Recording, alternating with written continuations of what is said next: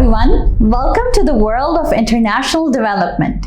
I am excited to take this journey with you. So grab your favorite beverage, get comfy, and let's dive into one of the most fundamental questions in this field.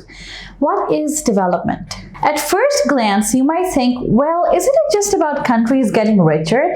And while economic growth is certainly part of it, development is a much bigger, more complex idea.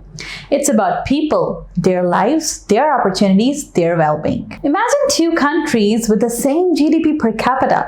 One country might have gleaming skyscrapers and bustling cities, while the other has more modest infrastructure. But if the people in the second country are healthier, better educated, and feel safer and more empowered, wouldn't you say they are more developed? That's where the debate gets interesting.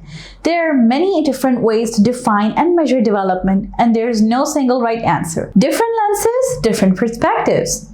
Some people focus on economic indicators like GDP, income levels, and industrialization. Others prioritize social factors like education, healthcare, and gender equality. And still, others emphasize political freedoms, environmental sustainability, or cultural preservation.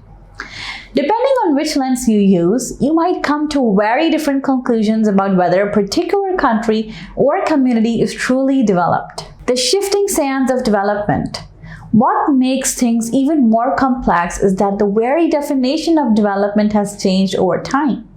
In the early days of international development, the focus was often on economic growth and industrialization, with the assumption that social progress would naturally follow. But over the years, as we have witnessed the unintended consequences of rapid economic change, inequality, environmental damage, social unrest, our understanding of development has evolved. Today, there is much more emphasis on holistic, people-centered approaches that take into account the social, environmental, and political dimensions of well-being. So, what does it all mean for us? As students of international development, it is important to understand the different perspectives and debates surrounding this concept. There is no single definition that everyone agrees on, and that's okay. In fact, it's what makes this field so dynamic and fascinating. By exploring these different perspectives, we can develop a more nuanced understanding of the challenges and opportunities that lie ahead. We can also start to think critically about the assumptions we bring to the table and how they shape the way we see the world. But for now, I would love to hear your thoughts. What does development mean to you?